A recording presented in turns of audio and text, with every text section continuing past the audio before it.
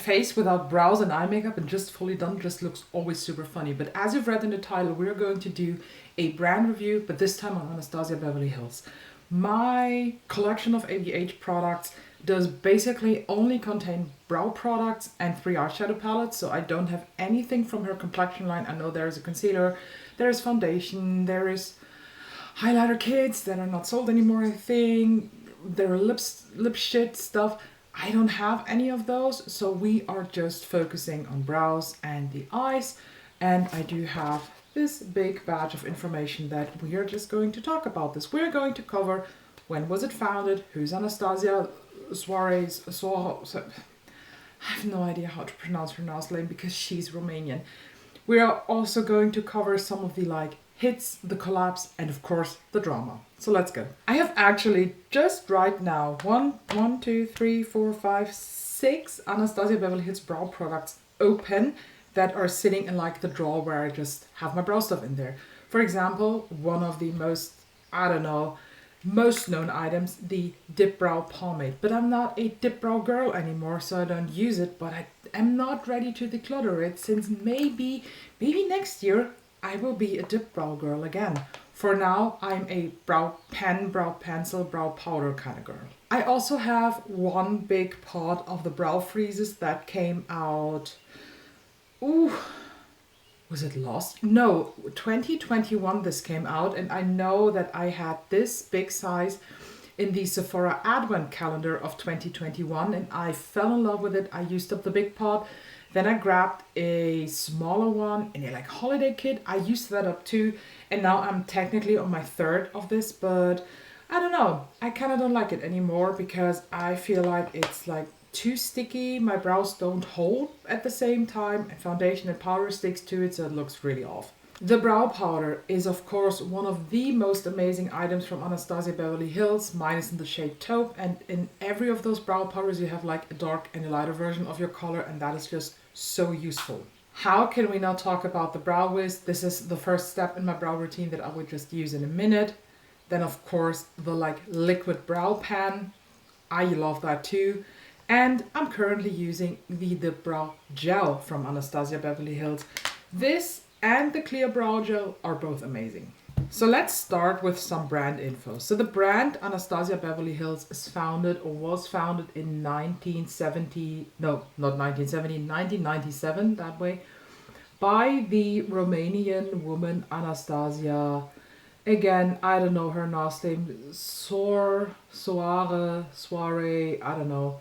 Everything in me wants to pronounce it French, but I'm pretty sure it is not the right way on how to pronounce her name. She started her career in the States by being a esthetician in a beauty salon, and she basically did brows the whole time. And here's something we have to clear up probably. She did not invent this brow technique. This brow technique is nothing new, but I say that she made it popular outside of beauty schools, because the technique that she's using is the so-called golden ratio. And if you have never heard about this, please Google it, because the golden ratio is very complex, and I could do a whole video just on talking about what exactly golden ratio is, how you can use it in your daily life, how it's used in architecture, in art, in clothing, in the fashion industry, in makeup, everything. But in general, things that fit the golden ratio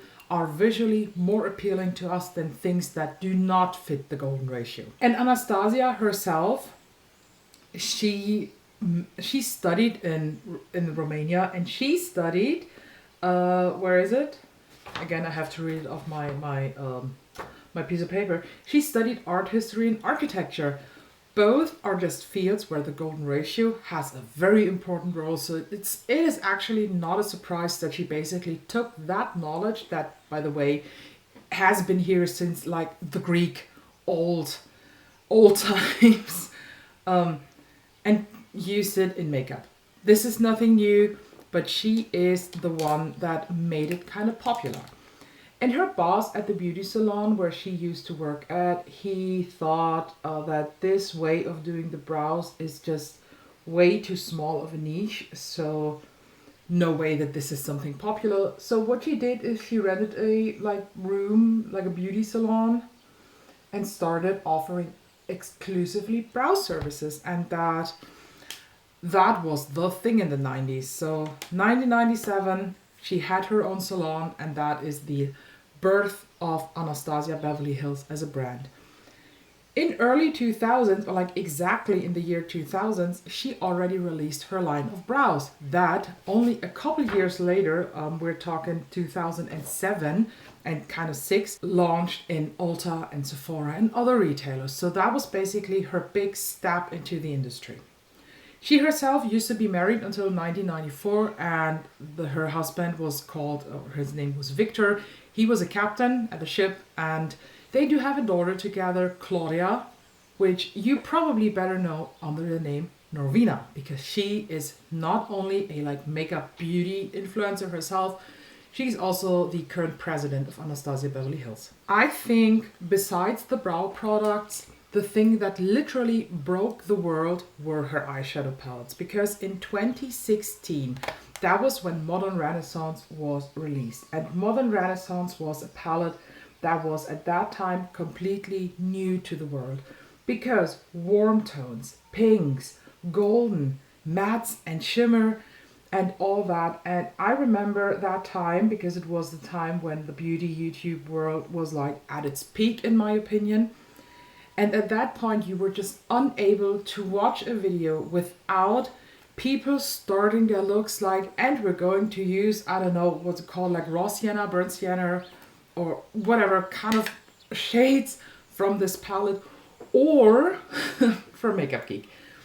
That was the time it was either a tutorial with Anastasia Beverly Hills or later on with Makeup Geek, and you know what? These were great times on YouTube. At that time, I wanted to have the Modern Renaissance palette so bad, and I was so happy that e.l.f. at that time came out with one of their tan pan palettes, and I don't even know what the specific one was called, but it was basically a dupe for the Modern Renaissance because it had the same shades in it. Other great palettes came along, like the Soft Glam. Then Sultry, I think, is one of the most popular still to this day.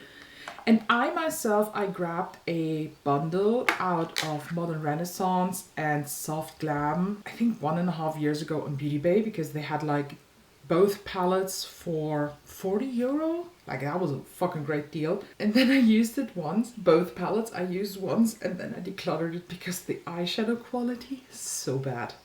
This was the worst eyeshadow I've ever used. I was so disappointed because, again, years ago, I was so jealous of people who were able to afford Modern Renaissance and who used it every day, or even able to grab it, because ABH was not easy to get in Germany at that time since it wasn't available in German stores. But Modern Renaissance and Soft Glam, these were horror palettes to me.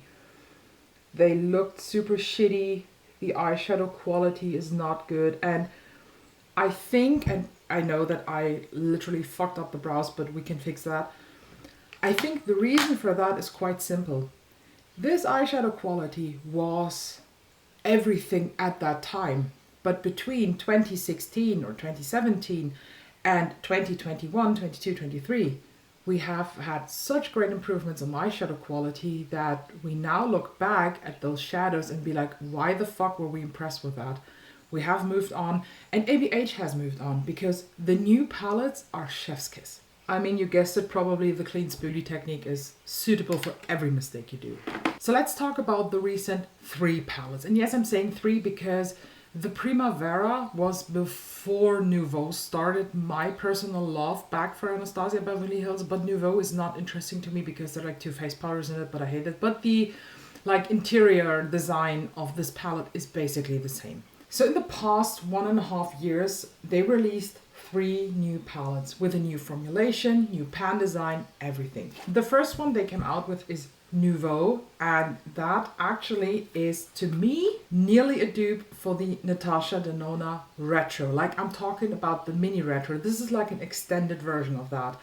And yes, a better extended version than Retro Glam. Let's be just honest. Besides this misplaced purple, I think this is a beautiful palette if you love those muted greenish tones. And It is like cool, neutral and warm all in once, but it all works. I did not grab the Nouveau palette when it came out because I was like, okay, I don't like the color story. And as I said, I was kind of hurt by the formula and Modern Renaissance. So I couldn't believe the good reviews. But when Rose Metals came, I lost it. Because when I saw this beautiful color story, this grungy, fiery, warmth, whatever, I shed my pants and I had to buy this. And when I tried this, I realized how the formula has changed and I grabbed Nouveau. The newest palette that they have is the Cosmos palette. And this is basically the step of Anastasia Beverly Hills into more like fairy iridescent multi-chrome shades. Because these shades, nearly all of them are duochrome. Supercluster, for example, I would call even a multi-chrome because it has a blue base, but it shifts whitish, bluish, pink, silver, very, very nice shifts to it. Supernova is one of those nice gold to pink, while Quasar is one of those like bronze, greenish, pink vibes. I love that. And the look we are going to create is going to be a mix out of 3 because I just cannot decide what palette to use. I'm starting this look with Paloma from Nouveau, and I just apply this as a base all over the lid. So Anastasia Beverly Hills very, very early realized how important Instagram and influencer marketing is. And as far as I have seen from my researches, they were actually the first brand to offer like PR and PR lists, where people just got their shit for free with no allegations to post or whatever. Just get the products, try this out, and you either talk about it or not. I'm now using Space Dust from Cosmos in the crease. And that was such a clever move. People were like, they were freaking out. They wanted to get so bad on this fucking PR list from ABH because that was like the ultimate appreciation at that time that you can get. Like, not that today getting PR is not a form of appreciation. It 100% is. Like, I would absolutely shit my pants if one of the brands that I love to death contacts me and is like, oh, we want to send you free PR because we love your content. Like, I even shat my pants when Viseart was writing to me and telling me how much they love my content and asked me for my permission to share that content. Like, oh, fuck me. That was awesome. But you know, in 2017, 2015, 2016, like in those years, this was not the common case. PR was not a thing at that time. I now use Metro from Nouveau and basically just deep up the crease a bit.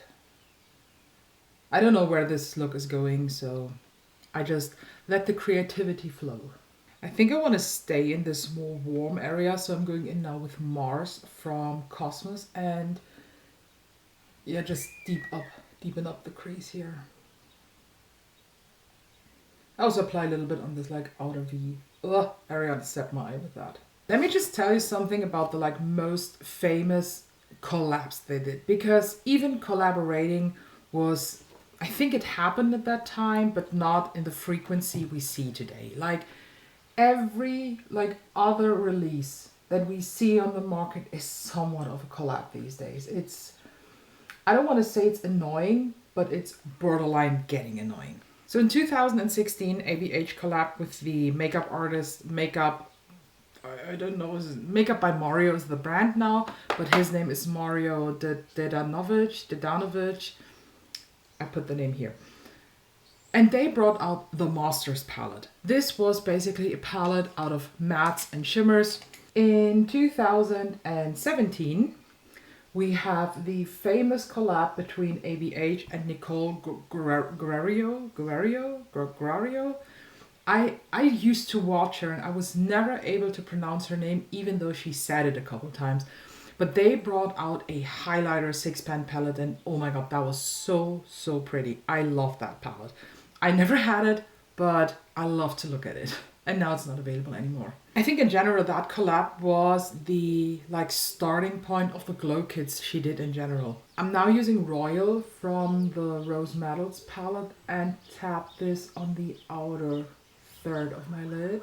And then in 2018 we have had a collab that changed the internet forever, that changed the world forever. And I think the moment this product dropped, were a few seconds where everything was just peaceful. Because ABH collabed with Amra Olivich, or better known under her screen name Umreezy, and they brought out the Umreezy highlighter. Oh, I shed my pants when I saw this highlighter, and I wanted to have this so bad. But in 2018 I had like a, I don't want to say makeup rut time, but I was very into drugstore at that time, and I was like, okay, it's not worth spending what was it, like 30-40 euro on an eye highlighter. And to this day I completely regret not getting this, because they brought back the formula but not the shade. The new one has a green tint, I think, to it, and it's not this, it's just not the same. I think I can speak up for many people when I say everybody who didn't get this is nowadays a sad makeup person sometimes, because we do regret not getting this.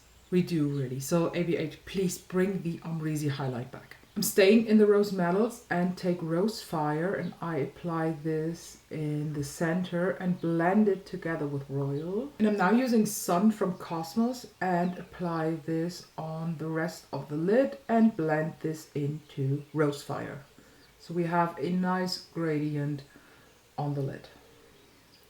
In 2019, the so famous Jackie Aina palette was released, and I remember that this was like the first time where they collabed with a creator that has a darker skin, and they actually created shades that are more suitable for darker skin, which is again awesome.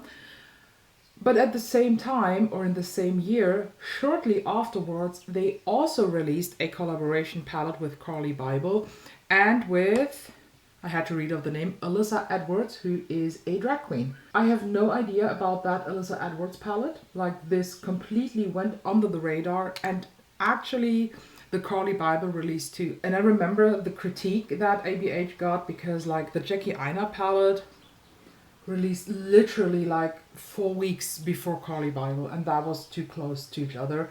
So that Carly Bible and the palette did not get the appreciation they should have gotten at that time. So for the lower lashes, I'm going into Noble from Rose Metals and smudge that just underneath. So in 2020, we have another Umreezy collab, and they released an eyeshadow palette. And I have to be honest, I have literally no memory of that.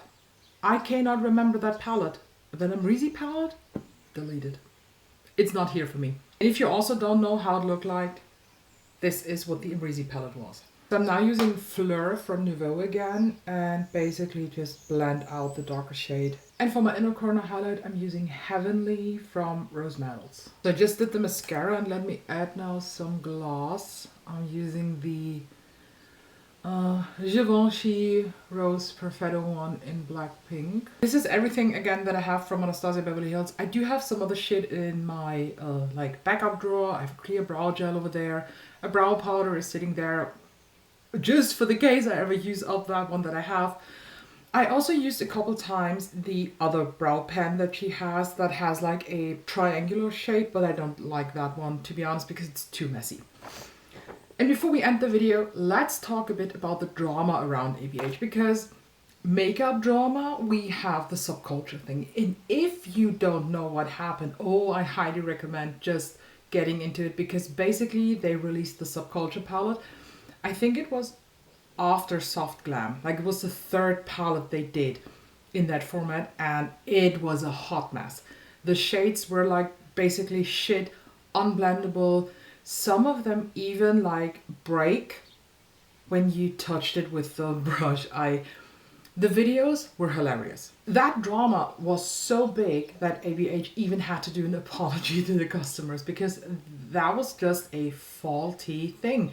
But I know that other people who had also palettes from like the first launch, they had no problems. So I don't know what exactly caused that, but again, it was hilarious at that time. But I think that was like the smallest drama they had at that point, because after that, we have a lot of other drama. One, all around Norvina. She is again the president of ABH, and there are some like accusations around her that she basically scammed smaller creators for money. So like they did an ad or sponsored content or whatever content, and then they never received money from the brand. Like, I don't know how much of that is true. It is a weird thing. If you type into Reddit Anastasia Beverly Hills, you get a lot of drama posts. One of them, very recent, the whole poutine thing. I want to state this now once and for all. My channel is free of politics. We have enough shit to care about every day when we turn on news, when we read newspapers, even when I just look up on Facebook and all the news pages are posting shit about Russia, Ukraine, all the other things. This channel is politics free. Makeup, to me, is politics free. And I have had comments where people like, if you make this politics free, I will unfollow you. You know what? Goodbye. You're happy to leave. I don't want to have you here because I want to provide a safe space, a clean space. Unfortunately, we can't skip that topic when we talk about ABH because there are things where she liked posts around Putin. I myself, I'm half Russian. So it's a sensitive thing to talk about that. I'm honest with you. I don't want to like say any of my opinions because again, politic free here. But I just want to say you, if that is something that bothers you and that holds you back from buying or supporting a brand, I'm completely fine with that. That is all your decision. But don't make your decision my decision because I'm not you, you're not me, and we can live happy beside each other's and supporting whatever we are feeling good to support. But that liking of posts caused a lot of drama, and then I found something other that she is basically supporting a woman called Dana Budeanu, I don't know how that name is pronounced, and I want to quote somebody on Reddit. This person wrote that Dana Budo is the biggest piece of shit in Romania because she basically is very high up in conspiracy theories, again, a Putin thing, and then she has like a very weird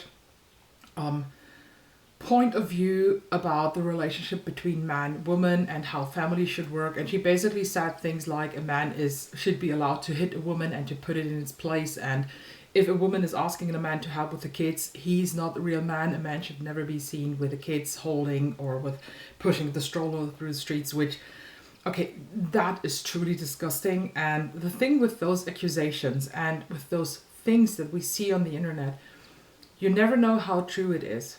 Because I myself, I'm 100% sure if you find my older Instagram profiles, like personals, you will find shit that I liked 10 years back that I don't stand for anymore.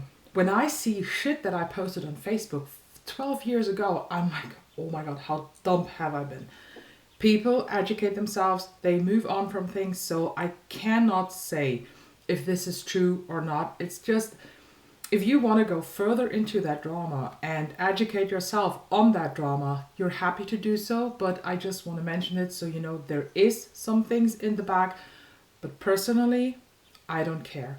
Because if I said it in another video already, if I start to care about the personal opinions of a brand founder for Anastasia Beverly Hills or for Lemonade LA, I have to start care about that personal opinions on every single brand we have. And I think it's very hypocritical for people to do this with one brand just because they have an easier access to that info and not doing this to the other brand because it takes work to research. But that's just my tea.